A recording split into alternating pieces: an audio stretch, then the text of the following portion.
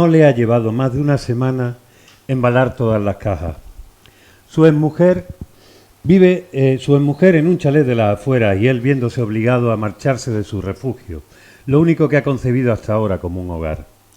De nada ha servido el empleo a media jornada en la librería, ni los artículos que escribe para una página web especializada en teléfonos móviles. Los precios del alquiler aumentaron conforme el barrio se llenaba de artistas de pelo aceitoso e impolutos bolsillos. Ya no puede permitírselo y el dinero del certamen está más que agotado. Deja las llaves dentro del buzón, tal y como le ha ordenado el propietario, y se encamina a la furgoneta que va a ayudarle a hacer la mudanza. El conductor, consciente de su ceño adusto, le da una palmada en el hombro y suelta un par de chascarrillos antes de poner el coche en marcha. J se queda derrumbado en el asiento del copiloto, atento al horizonte de asfalto y edificios grises que comienza a instalarse frente a sus ojos. Al alejarse de ya su antigua casa, la memoria se le empieza a encharcar de recuerdos que hablan con acento de sangre. Por un momento se ve obligado a bajar la mirada. Decisión errónea, pues en el salpicadero se topa con un ejemplar de Lo perverso de las gallinas, 15ª edición, nada menos. El trance es tan evidente que hasta el conductor termina por mostrar sorpresa. ¿Lo ha leído? A mí eso de leer no me gusta mucho, pero esta novela sí. Engancha, es fácil, no se anda con rodeo.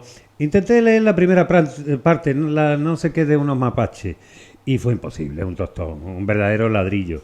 Pero esta es otra cosa, mucho más corta, la escritora ha mejorado una barbaridad.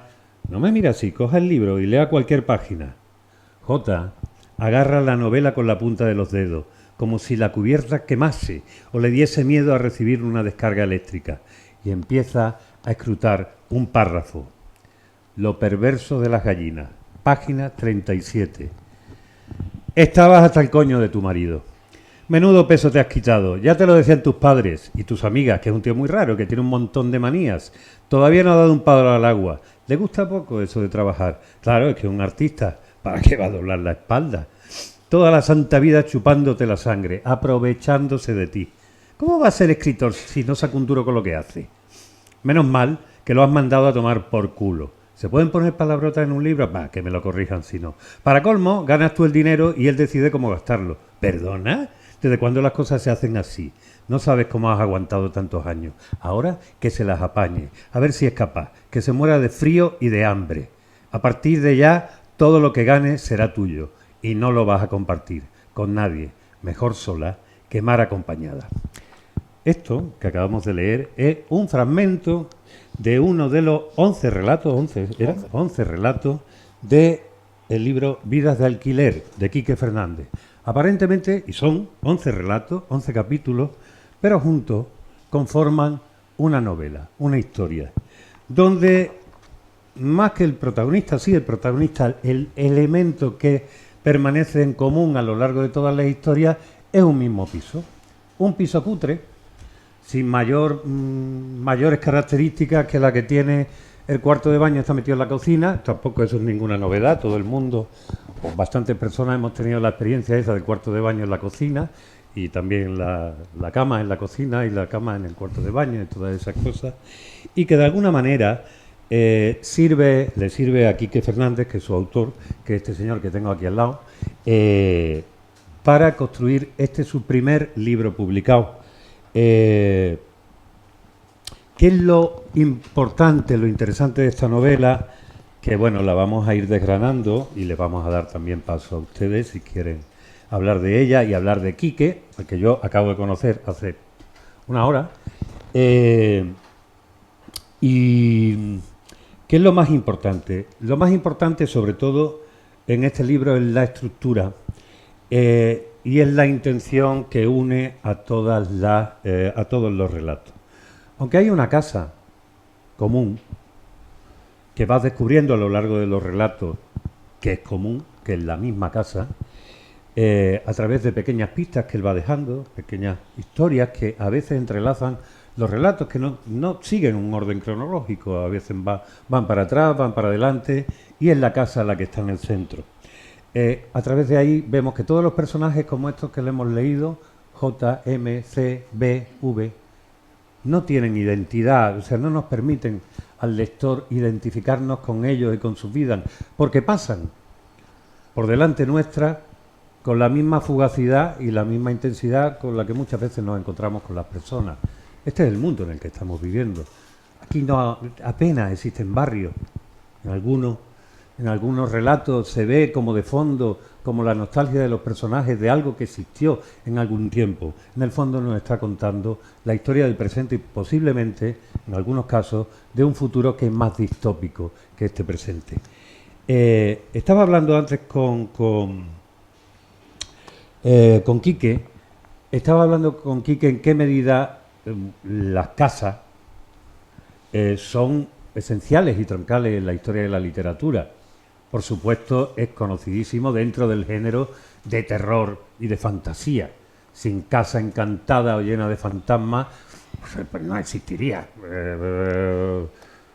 Otra vuelta de tuerca de Henry James, tenemos por supuesto toda la de Edgar Allan Poe, La caída de la casa Usher y otras. El Manderley, que no está encantada, si tiene una especie de presencia de fantasma que dio lugar a la conocidísima película de Rebeca. ¿De quién era? ¿De Rebeca Mornay? Anedu Mornay, no me acuerdo. ¿Perdón? Vale, no me he enterado porque estoy sordo, pero esta es la... pero pensando, bueno, por supuesto... ¿cómo se llamaba aquel relato de Cortázar? Casa tomada. La casa tomada, también, que entra dentro de ese género de lo fantástico. Pero en general las casas son fundamentales, perdón. Casa de campo de José Donoso. Sí, no, pero si tú quieres hablar, tienes que... Ah, que está encendido. No, decía Casa de campo de José Donoso también. Vale.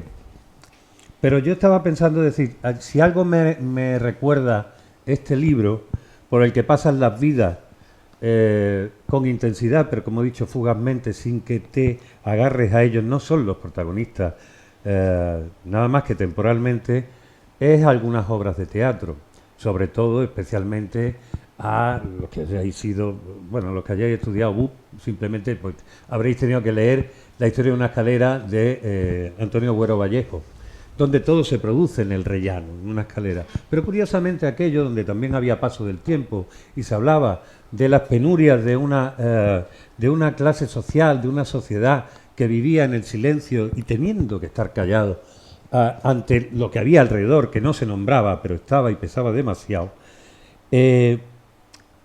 Aquello estaba hecho en un rellano, es decir, se producían las interacciones entre los personajes. Aquí apenas se producen interacciones en algunos casos bastante absurdas. Hay algunos cuentos donde dos chicas compañeras de piso comparten un piso, se van las dos al mismo piso, a esa casa, que se ha quedado vacía, o sea que también nos cuenta un poco la fugacidad y la falta de estabilidad que hay con respecto al habitar actualmente. Estas chicas se hacen muy amigas y al final pues terminan cada una en un extremo del sofá mirando su teléfono móvil, buscando la vida en otra parte donde no hay vida tampoco. Quiero decir que ya ni siquiera las casas nos sirven para acogernos, sino es simplemente una especie de refrendo de una sensación vital, que yo creo que es muy actual, de que la vida no es lo que era, no es lo que esperábamos y se nos escapa.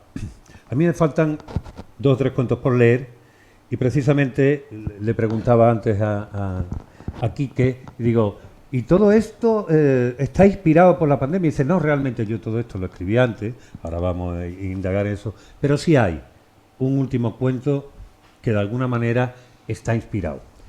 Yo, como todavía he dicho, no he terminado de leer, no puedo ni siquiera, aunque quisiera, hacerles spoiler, pero según me ha dicho, hay al final un giro. ¡Ah! Que engancha, digo, bueno, pues bien. Debo decir que la escritura engancha, tiene rotundidad, tiene estilo, hay una voluntad de estilo que muchas veces y se lo explicaba antes a ellos y lo explico aquí en muchas ocasiones, me encuentro con muchos libros que llegan a mis manos. No le he dicho quién soy porque muchos de ustedes, algunos me conocen, otros me ven aquí por primera vez. Mi nombre es Héctor Márquez, soy periodista, de aquella manera, o lo fui en un tiempo, y ahora soy eso que llaman un activista cultural, gestor cultural. Es decir, hago movidas un poco para seguir haciendo, todo relacionado con la cultura, lo que yo creo que hacen los periodistas. Yo que no soy periodista de carrera, él sí, ya no. Veréis rápidamente las diferencias entre uno y otro. Pues yo siempre he creído que un periodista es el que traslada las cosas de sitio. Encuentra una cosa en un lugar que le parece interesante, que cree que es interesante, lo lleva a otro lugar para ver si hay gente que también le parece interesante. Ya está. Yo ahora lo hago de una manera distinta. Les convoco en un espacio y las cosas que me parezcan interesantes las compartimos todos en vivo y en directo. Así no gastamos ni siquiera papel. Bueno, pues les decía que uno de mis trabajos en este proyecto, que se llama El Tercer Piso, en la tercera planta de Proteo, en la librería más antigua y más premiada de Málaga, como es Librería Proteo, se me encargó que hiciera algo después del incendio de la librería, también el dichoso año de la pandemia, que trajo muchas cosas. Y entre ellas, pues la demostración de que a veces el hecho de nombrar, tiene un poder casi, diríamos, sagrado, pero por no ponernos demasiado estupendo, influye. Esta librería se llama Proteo y también se ha llamado Prometeo. No les digo, ha utilizado ambos nombres, no les digo las razones a lo largo de sus 56 ya años de historia, porque hago el cuento muy largo. Como saben ustedes, Prometeo fue el titán que robó a los dioses el fuego y se lo dio a los hombres, teóricamente para darle la iluminación, la capacidad de raciocinio, el libre albedrío. A los hombres se les dan las cosas y por muy bien diseñadas que estén, uno no sabe qué terminan haciendo con ellas. Miren ustedes lo que puede hacer en manos de algún psicópata un destornillador estupendo multiuso. Seguramente veremos un tuerto en la familia. Pues así las cosas, los hombres con el fuego pues hacen lo que hacen. Y esta librería pues se quemó por culpa de hombres que manejan el fuego. Bueno, la electricidad en este caso, la famosa Endesa, esa que nos cobran por ver, pues eso mismo. Y ahí estamos, eso se quemó. Pero como también se llama Proteo, y como saben ustedes, los que saben un poco de mitología, Proteo era el hijo de Poseidón, el dios de las transformaciones, en este caso Proteo, su hijo. Y bueno, pues las cosas se transforman. Ya saben, después de la ceniza vuelve a surgir. Y aquí está Proteo otra vez. No sabemos lo que durará, porque nada es eterno, ya lo tenemos todos muy claro.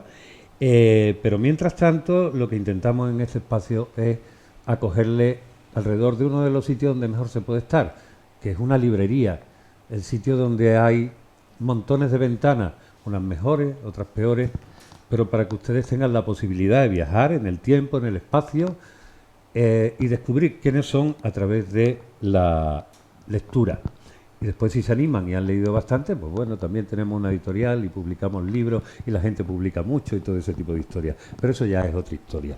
Aquí estamos con Vidas de Alquiler. Este libro, como decíamos, que a mí me parece excelente.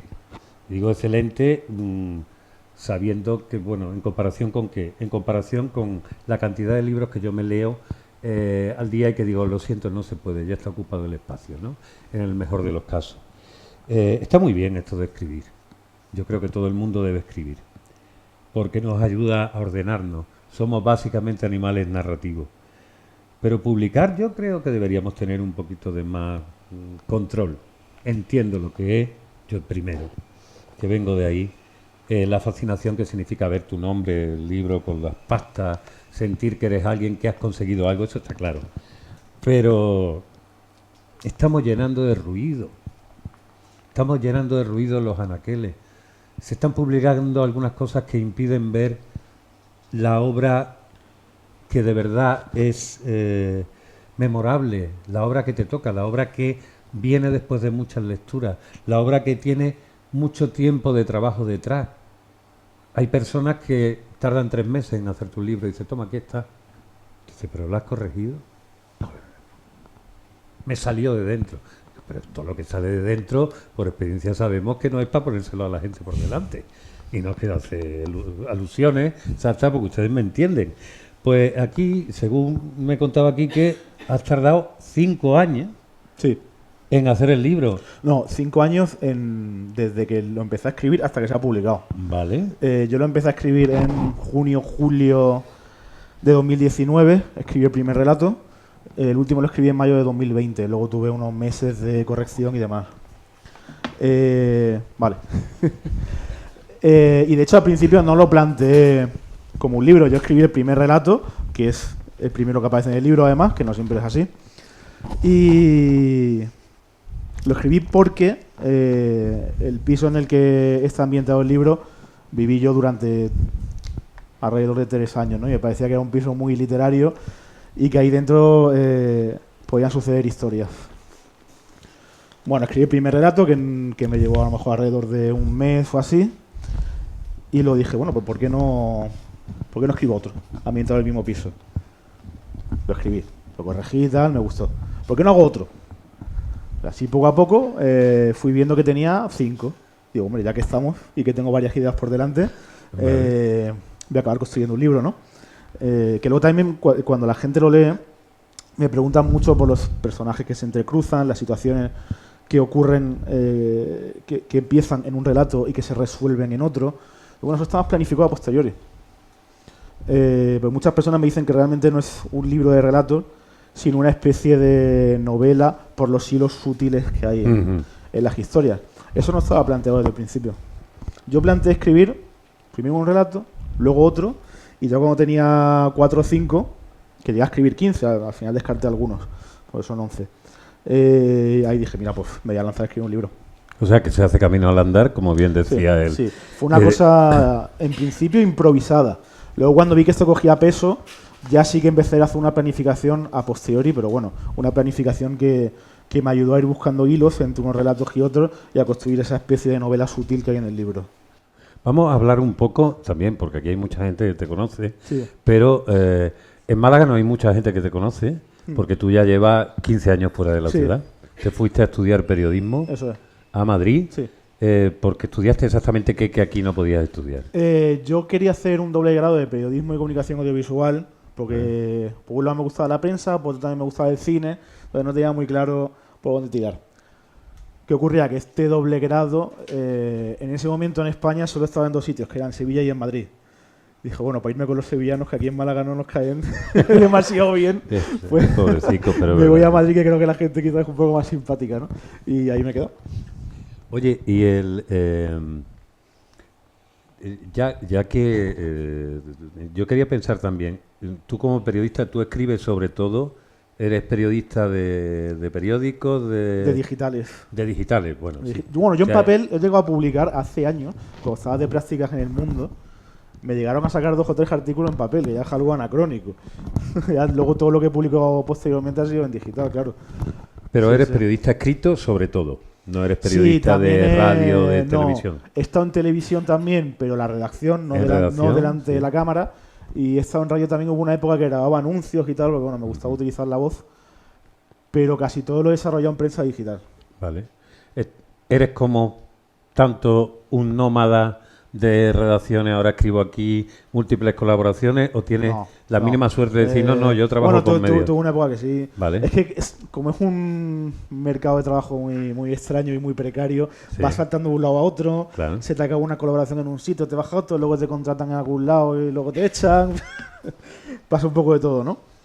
Yo he pasado por muchos sitios, he estado en Telecinco, he estado en El Mundo, estuve también un tiempo en la cadena SER, estuve luego en el 20 Minutos, he estado en unos cuantos, ¿eh?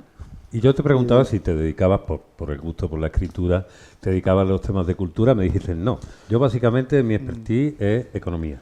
Claro, mira, yo me apunté a la carrera porque quería hacer periodismo deportivo, fíjate lo que he cambiado. Vale. De 80 que éramos en clase, 40 se quería meter en periodismo deportivo, creo que ninguno lo ha conseguido. Fue por escuchar radio, programa Sí, de me deporte que a ti gustaba te dio... mucho, sí, me gustaban mucho los programas de narración deportiva de fútbol. Vale, Estos narradores que hablan muy rápido y gritan y tal. Eso fue una época que me gustó muchísimo. Peligro en la economía. Sí. Claro, yo me vi en un estadio con un micrófono narrando los partidos, Sí, ¿no? aquello era como una droga gratuita, Sí, ¿no? sí. ¿Qué está pasando? Era ¿Qué está pasando? muy narrativo también.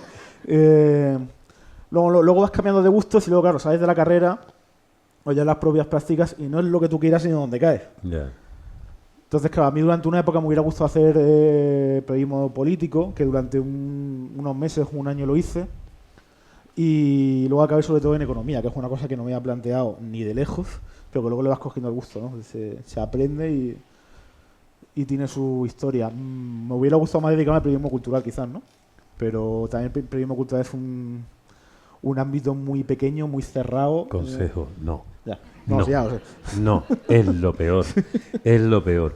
Pero ya no por la precariedad, porque la precariedad mancha todo, digamos que ya un modo de vida, sino si vivimos una época individual y egocéntrica y narcisista, ahí se concentra todo, macho. Sí. Ahí se concentra todo, porque la mayoría de la gente además Sí.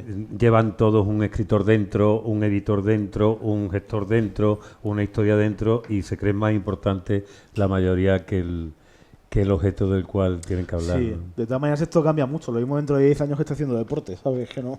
Bueno, no estará mal. Es un No poco estará mal. donde vayas cayendo. Alguien tendría que contar cosas de atletismo, fíjate que nadie le echa cuenta y es el deporte esencial. Bueno, pero vamos a ir a las diferencias que hay Sí. entre la escritura. Evidentemente, yo supongo que tú no haces así un reportaje de economía, No, claro, no tiene nada que ver. evidentemente, y sin embargo, este estilo sólido que quizás es lo que más llama la estructura y el estilo que más llama la atención y que no tiene nada que ver con las prácticas que hacemos en el periodismo. Absolutamente nada. Yo mi voz narrativa literaria la he trabajado muchísimo durante muchos años. No solo escribiendo, sino también leyendo a muchos autores diferentes. Y luego va cambiando también con el... A veces te Cuando parece tú más- tienes también idea cuando dices, está claro cuando te sale el impulso periodístico de narrar, escuchando, digamos, las narraciones deportivas. ¿Cuándo te sale el impulso narrativo de escritor? Yo escribía desde pequeño, hombre, escribía Vale. tonterías. Bueno, Lo que se puede escribir cuando tiene 5 años. de ¿no? aquellas tonterías, esta vida de alquiler. Sí, tío. sí, totalmente. Luego es verdad que durante una época me dejó de interesar y luego en la carrera me volví un poco a esto porque también la carrera me motivó un poco. Porque al final 5 años de periodismo para una carrera que no tiene una carga teórica muy importante, hay mucha paja. Ya. Hay muchas asignaturas que no valen Totalmente. para absolutamente nada. Entonces te acabas aburriendo. Pues a algunos les daba por la droga, a otros por escribir, por vicios extraños e insanos todos, ¿no? Y mira, me acuerdo que lo estuve pensando el otro día. Una de las primeras clases que tuve en la universidad, una profesora nos dijo, todos los años me vienen 2 o 3 que quieren ser escritores, pero se meten a periodismo por tener luego un trabajo. Pues tampoco vais a conseguir trabajo aquí. Y dijo, a ver, que levante la mano quién se ha apuntado aquí a periodismo porque realmente quiere escribir literatura. Levantaba la mano 2 o 3. Yo no la levanté. Vale. O sea, yo en ese momento quería ser periodista. Y luego, claro, años después lo he ido pensando y digo, fíjate, el que no levantó la mano al final... Al menos un libro tiene. al menos uno, sí. Un libro y un premio que sepamos, aunque tú has salido ya Tengo en unos- varias antologías. Sí. ¿Relatos siempre o también? Relatos siempre. Novelas las tengo alguna en un cajón, esperando a ser revisada más veces, que estoy escribiendo otra ahora. Ujú. Y luego también en temas de concursos literarios hay una variante muy interesante que he quedado finalistas en varios. Hace años, por ejemplo, uno de los cines Renoir. Otra vez quedé de finalista en los de... ¿Cómo se llama esta librería? La Central de Callao, que es una librería que hay en Madrid y en el centro. Ujú. Cuando quedas finalista, entre los 10 o 15 primeros, te publican en un libro, entre todos. Entre todos los que han quedado finalistas, han ganado y tal, se hace una ceremonia, te regalan el libro se pasa entre familiares y tal. Pero esos libros no llegan a ningún lado. No, Lo leen tus amigos, tus padres. te dan luego 10 va. o 15 Claro, y entonces- tú lo regalas y tú tachas todos los demás y dejas el tuyo para... Mi nombre Claro. está por ahí en 4 o 5 de esos libros, Vale. que yo mismo no sé ni dónde los tengo. Los tendría en mi casa, en la librería y tal. Pero la ilusión que hacen al principio es Te hace única. mucha ilusión, pero no llega a ninguna parte. De hecho, Bolaño, que es uno de mis escritores de referencia, él durante una época participó en muchos concursos de relato. No ganaba siempre, ¿no? Le pasaba como a mí o como tantos otros. Quedas cuarto. Pues el ayuntamiento de no sé qué o la institución de no sé dónde, con esos relatos, hace un libro y se lo vende a sus allegados. Y él decía lo mismo, que tenía mucho cuento y muchos relatos publicados en concursos que nadie conoce, que solo conocen los propios escritores, y que vete a saber a dónde habrán llegado esos relatos y quién los habrá leído. Y en uno de esos certámenes llegó a encontrarse un escritor famoso que lo ganó, que no recuerdo cómo se llamaba, un escritor argentino, y Bolaño con sus 20 y poco o 30 años pensaba, joder, qué miserable es la escritura, que he quedado yo tercero en este concurso y este señor que es un escritor consagrado está aquí en un ayuntamiento de un pueblo de Jaén. Para poder pagar el alquiler. Para poder pagar el alquiler. Concursando en un certamen que le van a dar 1.000 euros y que luego su relato va a seguir en una de estas ediciones y que te quitan después el 40% y ese tipo de historia. Y encima tiene que salir fotografiado con el alcalde o el concejal de turno que Bastante nunca le votarías ni muerto. Sí, son esas cosas que tiene. Pero en cambio el año pasado... Iba a decir una cosa ganaste. Tú deja, yo me he hecho como viejo ya, que yo no tiene nada que ganar ni que perder.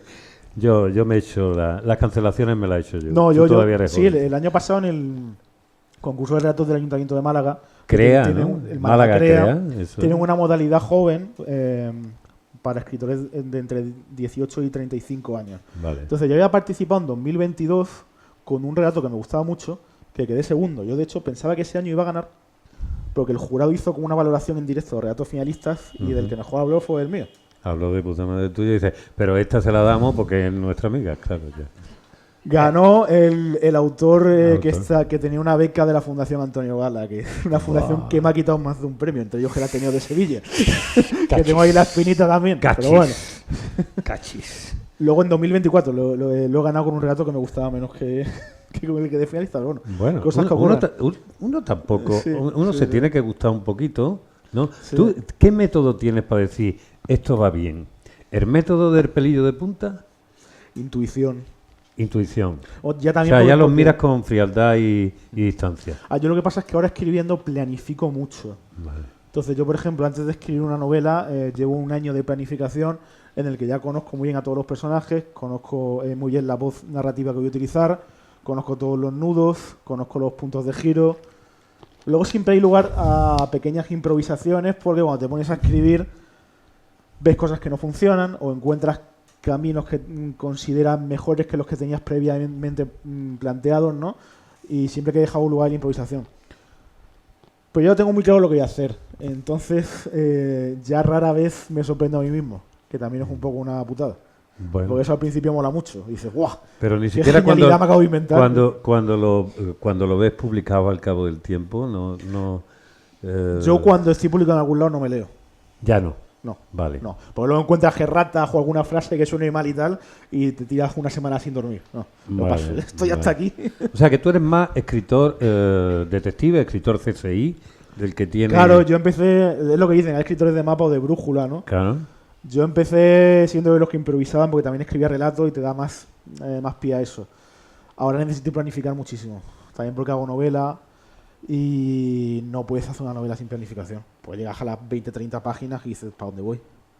¿Dónde estoy? ¿Dónde estoy? ¿Para dónde ¿Qué tiro? pasó con el bolso de...? Y porque este personaje me está diciendo esto, si Claro. tendría que decirme otra cosa, ¿no? Sí. Eso, ¿tú que has estado en talleres y cursos de escritura? Sí. Ahora vengo Sí, y perdonen ustedes, pero estamos en un taller de escritura ahí arriba Eso es otro punto y teníamos que hacer una entrevista. Cuéntame tu experiencia y un poco tu opinión. Eso es muy interesante, ¿eh? Yo estuve en Fuente Taja, Vale. que creo que en Málaga también tienen sede. Sí. Fuente Taja, porque quien no lo sepa, es, digamos, yo qué sé, Una institución con muchísimo peso. el HBO Sí, de estas, sí. Más anuncia El mucho Netflix. tal y por eso lo conoce todo el mundo. Sí, sí. Pero estuve solo un año, porque mi profe era Juan Jacinto Muñoz Rengel, que es un escritor de aquí de Málaga, Sí. que me apunté porque yo lo conocí por aquí en una presentación que hizo hace una pila de años. Decía que era de tu mismo barrio, De que mi hay que barrio. decir Sí, que tú eres de la Victoria, decir sí, que tú eres más sí. boquerón que... Total, sí. Vale, sí. vale. No, pero eso lo supimos a posteriori, que éramos o sea, fueron casualidades. Estuve un año allí, bueno, un año bien, conoces gente, te lo pasas bien, corriges algún vicio que tengas. Y ya Juan Jacinto nos dijo, mira, el último día cogió a todos y nos metió en un bar. Dijo, mira, yo de Fuente Taja me voy a montar un taller por mi cuenta. Los que queráis venir, por supuesto, estáis invitados. lo voy a plantear de manera distinta, porque a los que os vea un poco más preparados y me traigáis proyectos y tal, os voy a hacer de intermediario con editoriales. Claro, a mí me interesaba mucho, porque yo ya me consideraba que estaba un poco en el punto de empezar a publicar no solo en antologías y demás. Ya fui a su taller, todo bastante bien, hicimos grupos muy, muy interesantes, hice muchos amigos allí. Yo creo que de algún modo mejoré escribiendo, corregí muchos vicios. Y este libro lo escribí en ese primer curso en su taller. O sea, bueno, yo lo escribía en mi casa, obviamente, y luego iba llevando los relatos allí y la gente opinaba. Y eso al principio, porque hay, no todo el mundo, tenemos el típico, digamos, escritor o escritora que con una cantidad de sentido del ridículo, de humildad, de decir esto no merece la pena, y de pronto tienes allí una joya impresionante y él nota que ha escrito un truño que encima está copiado todo y que está esperando que todo el mundo se caiga de boca. Sí, se juntan gente. Pero de alguna manera cuando tú te expones con algo que es tan privado y que parece que exige un esfuerzo articular. A ver, hay que partir de la base de que los talleres de escritura se apunta a mucha gente que realmente tenía que estar apuntada a un psicólogo. Bien. Entonces lo buscan como algo terapéutico. Eso a veces funciona y a veces no. Vale. A veces mucho peor. Sí, y luego hay gente que sí que de verdad que le interesa y todo esto. Sí, hay gente que luego mejora mucho, gente que se estanca, gente que se aburre. Yo no aconsejo que la gente esté muchos años en un taller. Yo estuve 3 o 4 años, llevo un par de años sin ir. No descarto volver más por la parte social, de que siempre está bien conocer a gente que escriba, echarte una cerveza después de clase, pero no me interesa. Esto parece Alcohólicos Anónimos. Hola, me llamo Kike. Bueno. Y soy escritor. Tú no sabes. Te comprendo, hermano. La última clase en la que estuve, venía la gente con el litronaje en la mochila, ya directamente de botellón, vamos. Sí. O sea, que eso no tenía ningún tipo de seriedad. Que de hecho fue uno de los motivos por los que me acabé yendo. Y yo para beber quedo con mis amigos en un bar, ¿sabes? No me vengo aquí a clase. Y esos tipos Fuente Taja y tal, esos no son baratos, esos talleres. No, y además está ido subiendo de precio. Ya. O sea, los antiguos alumnos nos mantenía el precio antiguo, que era relativamente barato. Entonces no estás pensando tú en meterte como profesor en uno de estos talleres. Se gana. Es que hay que relacionarse con mucho loco, ¿eh? Da pereza, ¿verdad? y bastante tiene uno contigo mismo. Bastante tengo conmigo mismo. Bueno, es interesante, sobre todo por el punto de vista social. ¿Sí? Conoces a gente. Al final no es tan común conocer a gente que escriba, a no ser que te muevas en un ambiente muy bohemio ya de por sí. Yo lo aconsejo por eso, pero que no estéis muchos años si os apuntáis. Vale. Y supongo que una de las cosas que también tiene es, digamos, quitarle toda esa parte romántica de la inspiración que te atraviesa en la escritura, si no es un proceso, es un trabajo como... Es un trabajo artesano. Artesano, claro. Y que tiene su parte de inspiración también y casi de un punto divino, casi religioso. Pero lo hay que mancharse las manos. Claro. No es todo imaginación pura. Y yo escribo mucho también por la experiencia personal. De hecho, el primer relato es biográfico, es el único que es biográfico. Vais a pensar que estoy zumbado cuando lo leáis, pero el resto prometo que son puramente imaginativos. Curiosamente, viendo a medida que lo iba leyendo, es el que me parecía, ahora ya me lo cuenta y tal, como más fuera de onda de del tono del resto. Sí. Ahora ya cuando tú me lo cuentas, ya lo empiezo a entender. Sí. Y es bueno que lo haga. Estamos llegando a una cosa, porque es a partir de uno de estos talleres de escritura donde ustedes han visto aquí este señor, que es el más guapo de los tres y que tiene presencia, además es más alto y es el que mejor ha ido, me parece. Bueno, no te he preguntado, en esto del periodismo, él se ha dedicado al periodismo, a la publicidad, a la escritura y la edición. Es uno de los responsables de la editorial La Discreta.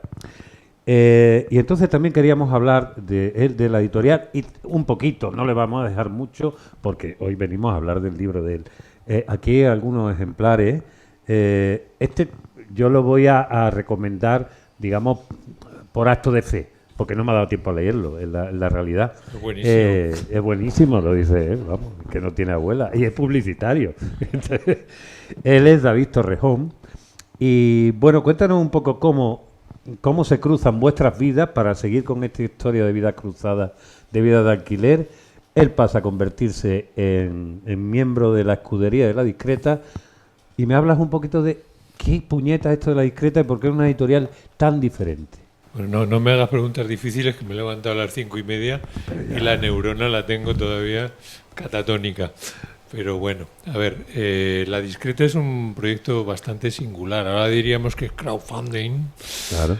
Pero antes no existía esa palabra. Pero antes diríamos que es una editorial Ascote. como el Círculo de Lectores, pero en pequeñito. Vale. Es decir, tenemos suscriptores. Es una editorial que surge en el noroeste de Madrid, impulsada por un grupo de muy variopinto, desde profesores de universidad, catedráticos, profesores de instituto, gente de a pie, que a partir de un colectivo que se llamaba La Discreta Academia, deciden crear una editorial, un brazo comercial, y le ponen de nombre, pues eso, Ediciones de La Discreta. Y desde el primer momento he trabajado en base a suscriptores. Tenemos 300 suscriptores, que colocar 300 libros así de entrada Perdón. ya es algo. No, es mucho. Tú lo sabes. Y que les llamamos amigos de La Discreta y que pagan 45 euros al año. Vale. Y reciben 5 obras. No nos da para más porque el trabajo es voluntario. Es decir, salvo proveedores, nadie cobra nada. Ni por editar, ni por corregir, etcétera. De esos 5 títulos, normalmente 3 son de narrativa y 2 de poesía. Ajá. Y este año cumplimos 25 años, que no está nada mal. Pues eso, además, Y si alguien quiere hacerse amigo de La Discreta, por supuesto, en ahí va. ladiscreta.com. Y la verdad Vamos a es que a aprovechar, lo largo de... publicitario. Pues ya son bastante más de 100 libros, más de 150 títulos. Y podemos ponernos alguna medallita, pues que ha publicado con nosotros gente pues como Emilio Gavilanes, Premio Tiflos, o como Alfredo Gómez Cerdá, que es el único libro que Alfredo, que es uno de los digamos mayores de escritores de infantil, el único libro para adultos lo ha publicado con nosotros. Vale. El catedrático Rodríguez Zadrados, en fin, gente como Javier Guzmán, Premio Torrente Ballester, sus últimas novelas antes de fallecer lo publicó con nosotros, que tenemos nuestro recorrido del que podemos sentirnos pues bastante orgullosos a lo largo de estos 25 años. En el caso de Quique, pues fue Muñoz Rangel quien nos envió su novela. Habíamos estado en contacto con la Escuela de Escritores, que nos había invitado a la presentación de los proyectos de fin de curso, por si queríamos publicar alguno. Y la verdad, pues entre que supongo que no nos llegaban los mejores, porque allí participaban grandes editoriales también, Claro. es decir, Que cogían los que primeros. tendrían es decir, sus prioridades, pues no nos convenció ninguno. Y andando el tiempo, a los pocos meses nos llegó a través de Muñoz Rangel la novela de Quique. eso es como un draft, ¿no? De la NBA. Sí. Que según la posición, lo único que pasa es que los gordos siempre cogen los primeros. Efectivamente. Vale, vale. Y nos gustó. A mí que yo que había estado en la Escuela de Escritores y había un poco capitaneado esa parte, me pareció que mientras que los de la Escuela de Escritores hablaban de algunos temas que aquí se reflejan, de las neurosis de la juventud y de la sociedad moderna, lo hablaban de una manera muy plana, muy... Bueno, tengo una protagonista, normalmente una chica que sufre mucho con la vida y que tal y cual, pero no había... Es que la vida da mucho que sufrir. Entonces, Eso es. la novela de Quique nos pareció que hablaba de eso, pero de una manera mucho más literaria, metafórica, rica, construyendo algo más allá de lo inmanente, de lo actual, digamos. Sí. Porque lo que aquí cuenta, sí, estamos hablando de los problemas de vivir en alquiler en la sociedad moderna, pero luego lo que estamos hablando es de la psicología y de los problemas psicológicos de cada uno de esos personajes. Existenciales realmente. Existenciales, Sí, ¿no? sí. Y yo creo que eso es eterno, ¿no? Y por eso nos gustó el libro de Quique. Yo fíjate que una de las cosas que me arrepiento, pero esto forma parte de mi trabajo, que tengo que hacer prácticamente todo, hombre, orquesta y tal. Yo soy el gitano, la cabrilla y el que toca la trompeta y el que pasa el platillo. Entonces, no siempre puedo hacer los trabajos con la precisión que me gustaría. Tiré de la información básica que hacéis de promoción para para hacer la promoción, y realmente ahora mismo contaría una cosa completamente distinta a lo que contaba, que bueno, que también servía como gancho. Los problemas de la sociedad contemporánea, la juventud, el tema de la vivienda, eso está aquí, pero no es ese enfoque en absoluto. Hay también una especie de... estábamos hablando antes de mundos distópicos. Realmente aquí los personajes, las descripciones, se le ha quitado tanto, digamos, la cáscara de lo temporal, que se convierten casi en arquetipos. Arquetipos que establecen relaciones. Y en ese pero sí, realmente están leídas y escritas en un momento muy determinado. Sí. Con lo cual lo que sabemos es... tienes un poco el espíritu de esa especie de tristeza que empaña, y además aparece algunas veces casi como un personaje. Me parece que ya es el momento de la Rebequita, ¿no? Vale, vamos a hacer un momentito. Ahora los de YouTube saben que vamos a entrar, es que encima, mundo precario, las que trabajan tienen que trabajar. Espera un momentillo a ver si yo me puedo evitar. ¿Quién nos ha visto, Amparo? Bueno, y también mientras... ¿Ves que está llevado? El aire acondicionado, cuento... El aire acondicionado condiciona, es aire condicionante, no condicionado. Cuento que realmente de la novela de Quique nos ha dado poco trabajo como editores. Yo no soy el editor que corrige. Como periodista y publicitario voy demasiado rápido, y la labor de corrección tiene que ser muy profesional. A mí, yo mis novelas siempre las doy a corregir, porque el escritor lo que hace cuando corrige una cosa, cambia una y estropea dos. Entonces teclea mal 50 palabras y luego hay que volver a empezar.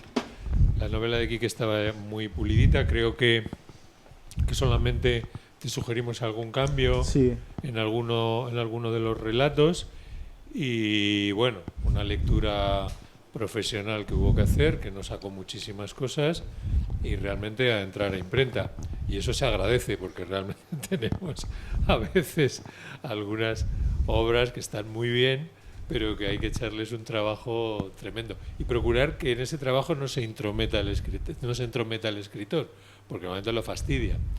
En vez de tardar un mes, acabamos tardando 6 meses en terminar la versión definitiva de una novela. Siempre hay que procurar que se quede a un lado. Sí, yo hace un par de años me leí las memorias de Herralde, del editor de Anagrama, que la sacó hace 3 o 4 años. Y hablaba mucho del ego de los escritores, de estoy haciendo esta corrección y el tío no quiere cambiarlo, ¿no? También es verdad que, claro, él ha tratado con gente como Javier Marías, o como el mismo Bolaño que nombraba antes y tal. Como para sugerirle como algo. Para decir algo a Javier Marías, ¿no? Yo en mi caso intenté portarme bien. No, muy bien, estaba todo. No, luego vi que las correcciones todas o casi todas tienen un sentido. O sea, es verdad que hay, pues lo típico, alguna expresión que se repite más de la cuenta, luego un relato en el que había una ambientación que se podía tocar un poco. Muy poco. Mucho, sí.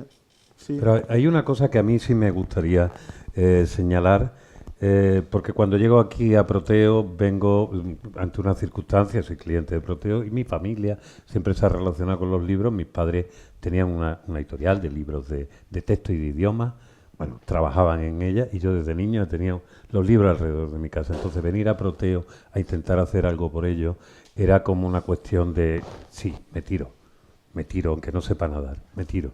Pero claro, el mundo que yo conocía de las relaciones entre las librerías y las editoriales y el mundo actual ha cambiado totalmente. Esto ahora mismo es un mundo completamente diferente. En ese sentido, experiencias como La Discreta, como hablábamos antes del Círculo de Lectores, todos los que estamos aquí que tenemos una cierta edad, sabemos lo importante que fue el Círculo de Lectores en nuestras vidas y cómo fue acercando, y el Círculo de Lectores se acabó. Cuando uno decía, qué bien pensado está esto, qué estructura tan estupenda, se acabó. Hoy en día las editoriales no funcionan de esa manera. Esa idea de que haya alguien, que el editor sea alguien que lea y que edite,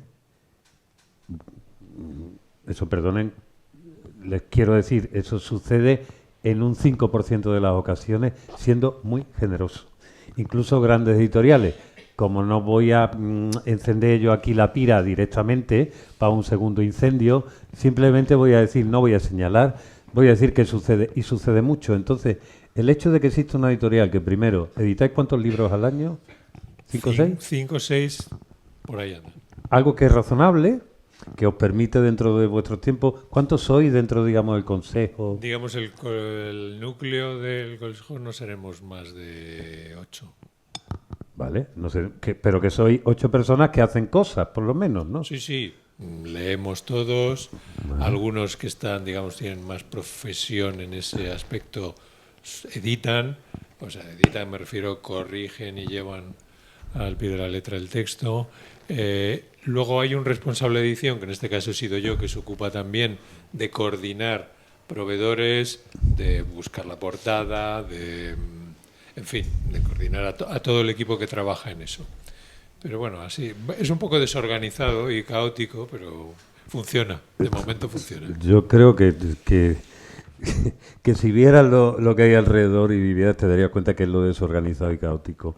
Realmente, ahora mismo creo yo que otro, no solo sucede en este ámbito, pero uno de los problemas de conseguir visibilidad y espacio para algo que debe ser, digamos, disfrutado con un cierto tiempo, es precisamente eso. Hay que darle tiempo a las cosas.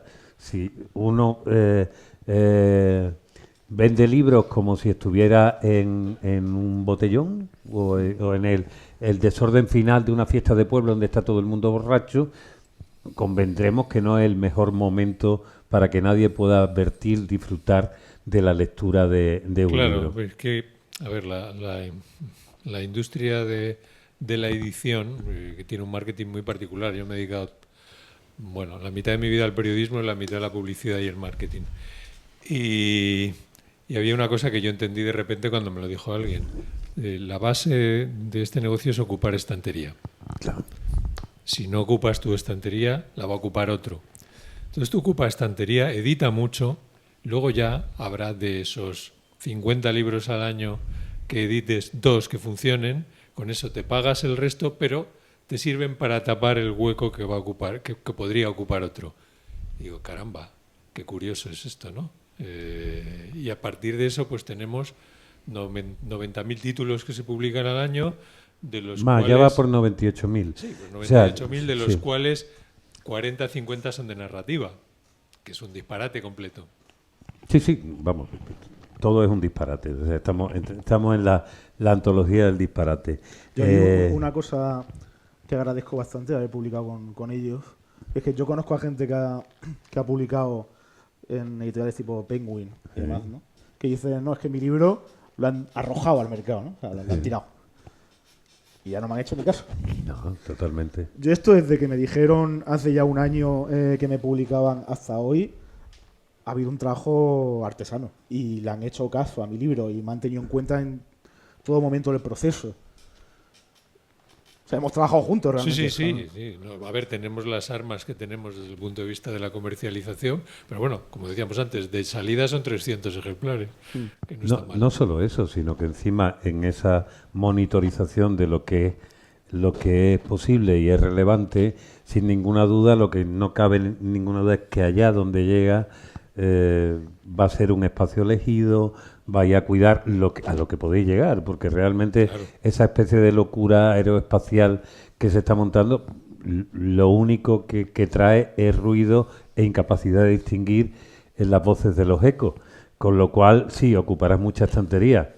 Las librerías, por ejemplo, hoy en día, y con cualquiera con la que hables te lo va a decir, es decir, en muchos casos, a veces los modelos que son más sostenibles son esas librerías pequeñísimas que son de tu casa, de tu abuelo, de tu tatarabuelo, que la tienes de siempre y que tienes 30 libros y que o 300 y que si alguien tiene un libro lo más normal que no lo tenga, pero te lo pide y esperas, ¿no? Es casi lo único sostenible. Porque hoy en día, cuando tú ves el trabajo de una librería, el 90% son cajas que suben, cajas que entran. Es decir, tú lo que estás viendo es cómo hicieron la pirámide los egipcios, Sí. subiendo cajas por aquí, piedras por aquí, piedras por allí. Ese es el trabajo de una librería. Esa idea de ahí llega y tienes un venerable librero, librera, que te conoce desde pequeñito y te dice, ¿qué tal el libro aquel? Te recomiendo, que le ha dado tiempo a leer.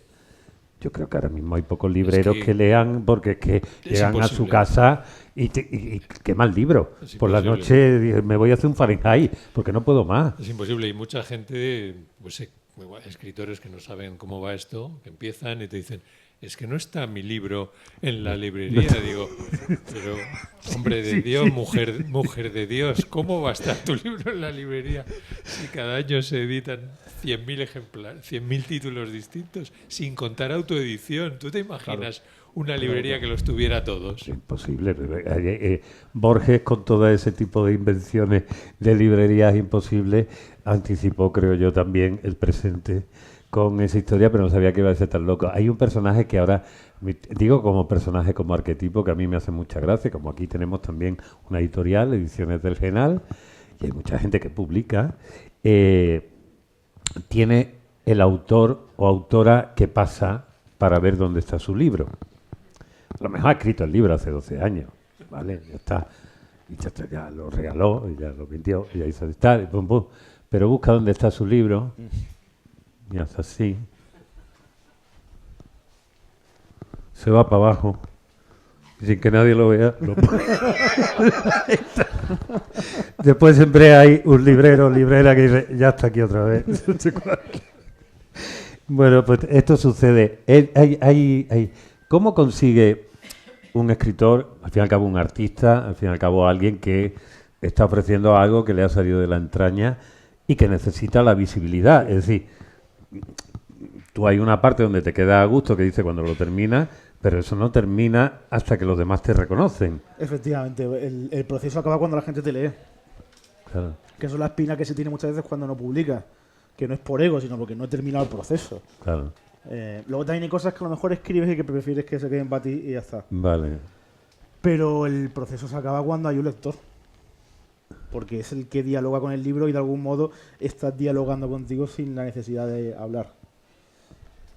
¿Y has recibido ya? Sí. ¿Cuánto lleva este libro? ¿Lleva nada? ¿Un par de meses? ¿3 meses? Sí, un poquito ¿Algo más. más? ¿Vale? 6, 7 meses. ¿Ya has recibido feedback Sí. por parte de lectores? Sí. Y, Me han dicho cosas de todo tipo, la verdad. Vale. Bueno, lo que ocurre también con los libros de relatos es que a uno le gusta más un relato, a otro te gusta más otro, ¿no? Vale. Sí que hay mucha gente que coincide en que hay 2 o 3 relatos que han gustado más, que no diré cuáles son. Y luego se nota mucho que el libro está gustando más a gente de mi tanda, digamos, de mi tu media, franja de edad. de mi franja de edad, sí, Claro. sí, sí.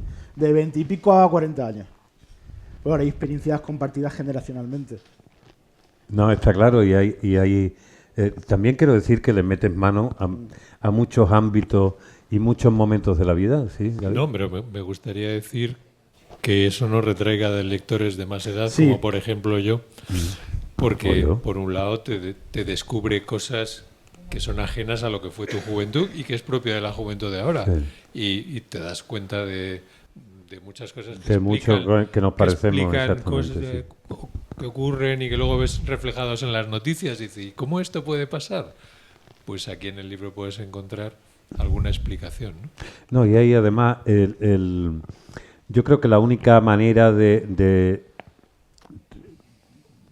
cuando éramos más jóvenes veníamos quizás de un periodo, saliendo de un periodo, tú eres de los 60 también, igual que yo, entonces era lo que llamamos el desarrollismo, que algunos donde parecía que volvíamos un poco a los happy. Pero los referentes que estaban todavía ahí eran gente que venía de la desesperanza de haber venido una guerra. Eso era el peso en el que nosotros nos criamos. Es decir, esto es lo que acabamos de hacer, señores. Aunque nosotros, como los jóvenes de eso, empezáramos a jugar y tuviéramos acceso a la sociedad del espectáculo, que ya se estaba estructurando a base de bien. Hoy en día esto va mucho más allá de la sociedad del espectáculo.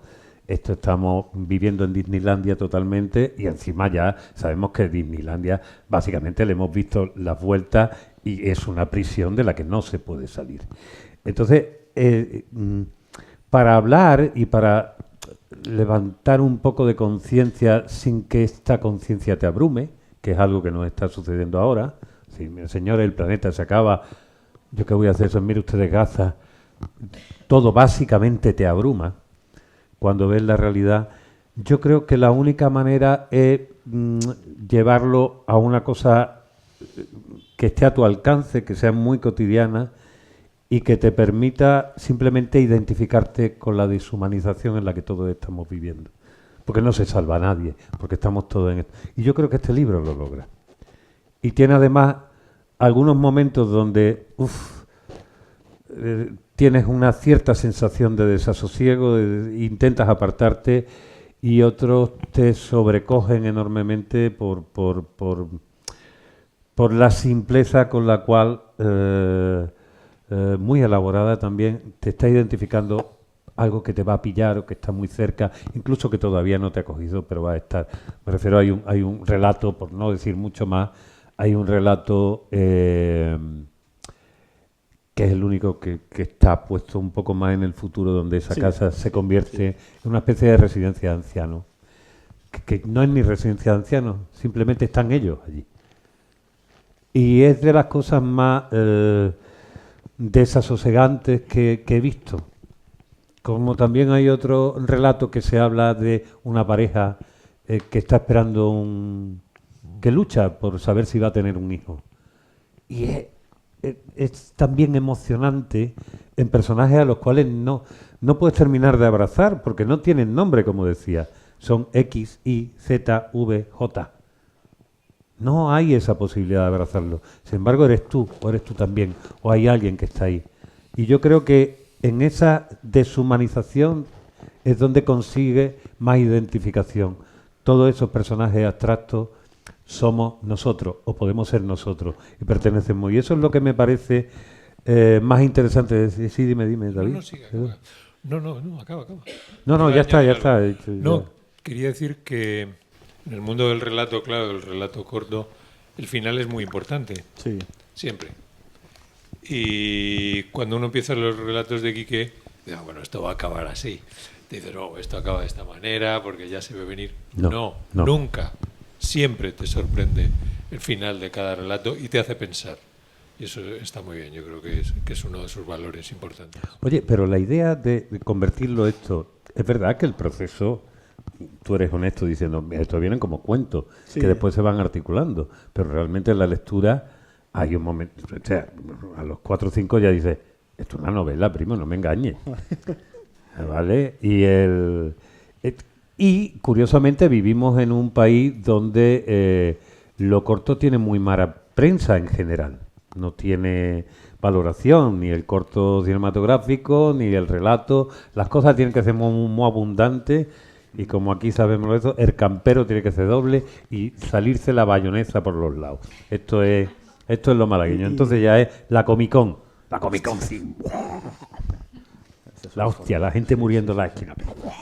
Pues yo creo que vivimos una época donde el relato corto, que estos tampoco son del todo cortos, están más elaborados, podría tener éxito comercial, porque la gente no es capaz de mantener la atención más de 5 minutos en una cosa. Eso pero me un lo relato pregunto, que te dejen 4 minutos en 3, te lo puedes leer perfectamente. Vas en el transporte público o lo que sea, o tienes 10 minutos libres en el trabajo o antes de acostarte, es mucho más asequible que leer una novela. Aquí y Proteo participa editando. Gracias, Amparo. Aquí hay esa iniciativa de solo con la poesía circulante en este caso. En algunos casos se han puesto relatos cortos, pero el grave problema que te das cuenta es que esto ya esto es nuestro gotero. Básicamente vivimos con un gotero que nos ilumina, en el que estamos. Pero el relato es enganchados. un poco eso también, ¿eh? Ay, que tienes un relato. Sí, el relato es eso. El relato como género. Sí.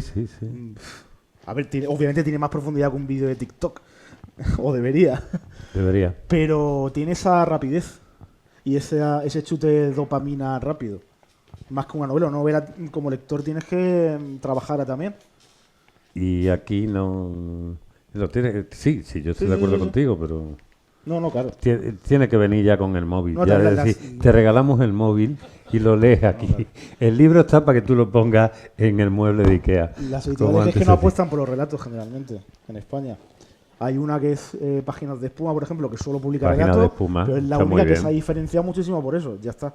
Yo los libros mejores, porque además creo que sostener el pulso de una novela es una cosa hecha para elegido. Por eso hay son muy pocos los que suben el Everest Sí. y son muchos los que se hacen una caminata flojita. Que esto está a la medida del ser humano y lo otro está a la medida de ya los delirios, de estar todo el tiempo enganchado. Las series tienen más éxito que las películas por eso, la cosa de los capítulos y tal. Pero estoy de acuerdo contigo y yo creo que este año los mejores libros que he leído han sido libros de relatos, Se escribe en sin relato, ninguna ¿no? duda, Sí. vamos. Sí. En cambio las novelas Depende. Sí. y la paja de la novela, eso es tela. Depende Vamos a hablar un poquillo de esto, ¿eh? A ver si hacemos un momento publicitario.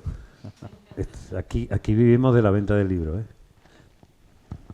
Ellos llevan la librería a la comisión, que todas las librerías, el 30%, creo que lo que es, el editor lo que se lleve, el autor también. Es decir, que todo esto lleva yo mismo, que no vivo del aire.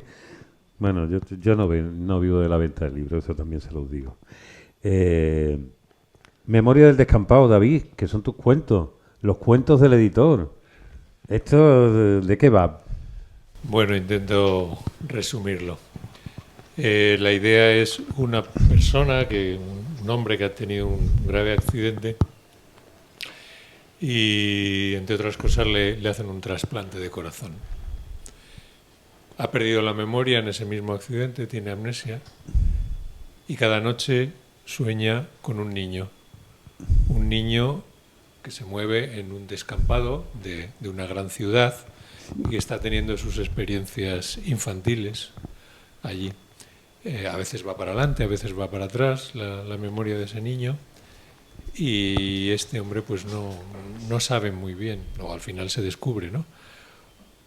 Esa memoria prestada va ocupando su memoria real, porque no la tiene, la ha perdido, y es un libro a caballo entre la autobiografía, porque muchos recuerdos son míos, a caballo de la autobiografía, la ciencia ficción un poquito, por cómo se justifica esa trama, y es una metáfora también sobre la memoria y el olvido que seremos todos, ¿no?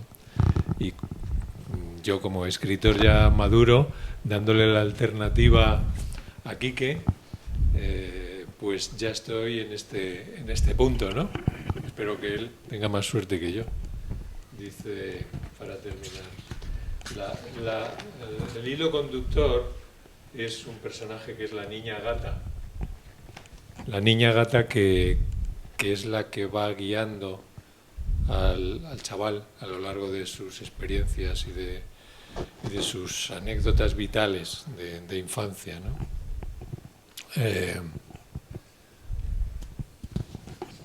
Y acabamos así, dice, la niña gato, todo es presente, pasado, futuro, todo es lo mismo en el descampado, habla la niña gato. Aquí está toda tu vida, todo lo que has sido y vas a ser. Solo tienes que encontrarlo, si tienes curiosidad y si eres capaz de soportarlo. Y recuerdo también que otro día me dijo que en su descampado todo era posible. Como siempre, me lee el pensamiento.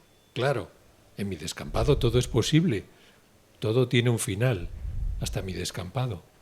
Y cuando lo dice, todo lo que nos rodea empieza a borrarse, a desaparecer, arrastrado por un viento caliente que se lleva los montones de escombros, los edificios del barrio, los árboles aún tiernos, el kiosco, mis padres, mi hermana, mis amigos, el colegio, hasta que no queda nada.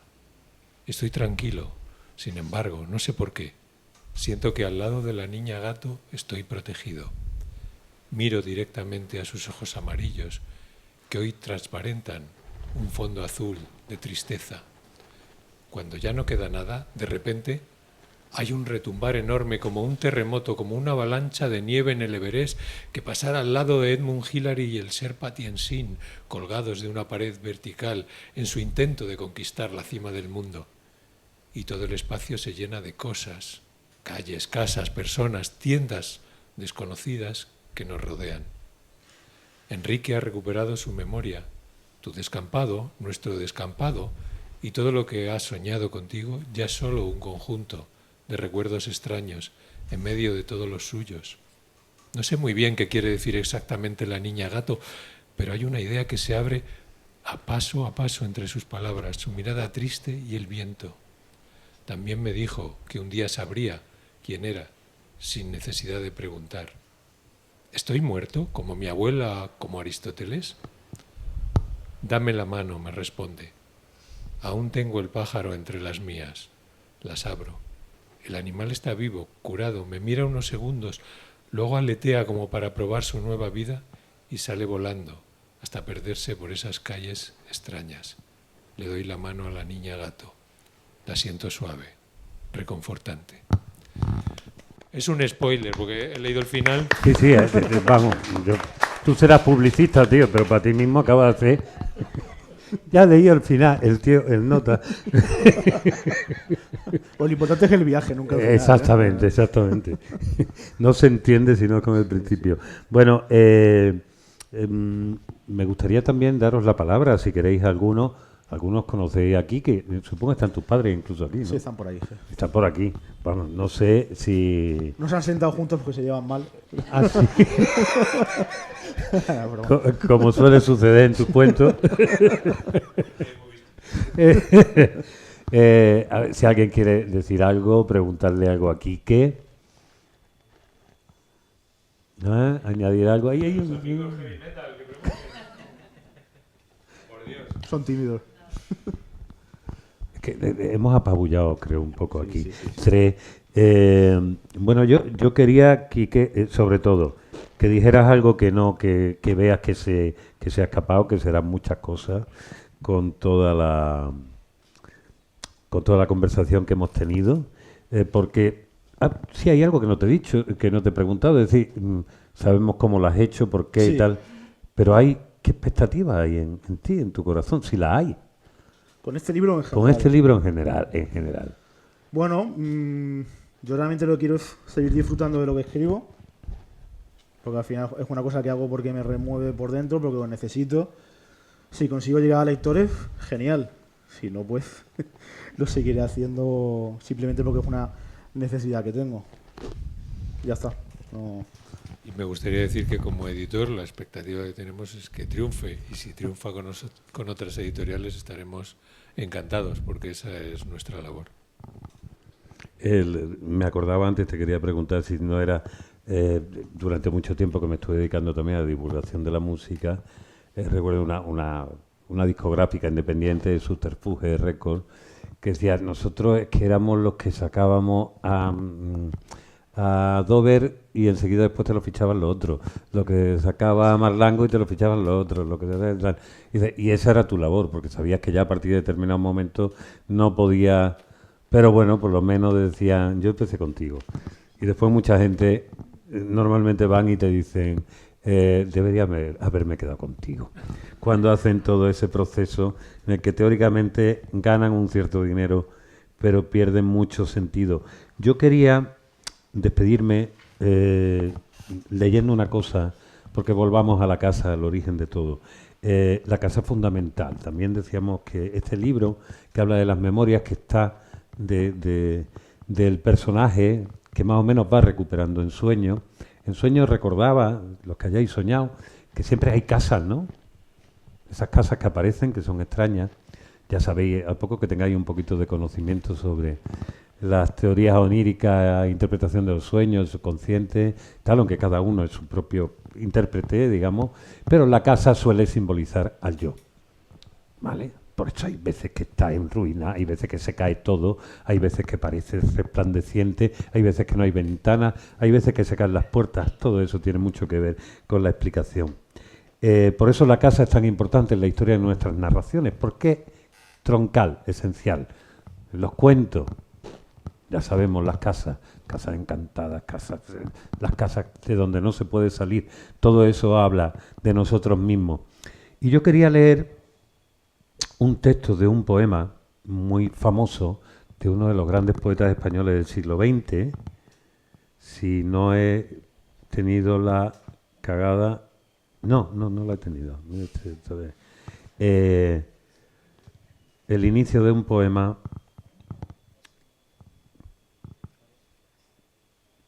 que habla de la casa. De hecho, el poema es un poema muy largo que se llama La casa encendida, de Luis Rosales. Y quiero leer el principio un poco. Porque todo es igual, y tú lo sabes. Has llegado a tu casa y has cerrado la puerta, con aquel mismo gesto con que se tira un día, con que se quita la hoja atrasada al calendario, cuando todo es igual, y tú lo sabes. Has llegado a tu casa y al entrar has sentido la extrañeza de tus pasos, que estaban ya sonando en el pasillo antes de que llegaras, y encendiste la luz para volver a comprobar que todas las cosas están exactamente colocadas como estarán dentro de un año. Y después te has bañado respetuosa y tristemente, lo mismo que un suicida, y has mirado tus libros como miran los árboles sus hojas, y te has sentido solo, humanamente solo, definitivamente solo, porque todo es igual, y tú lo sabes. Muchísimas gracias, bienvenido, un fortísimo aplauso a Quique Fernández, y que no todo es igual, muchas veces. Estamos en una casa que le acoge. Gracias.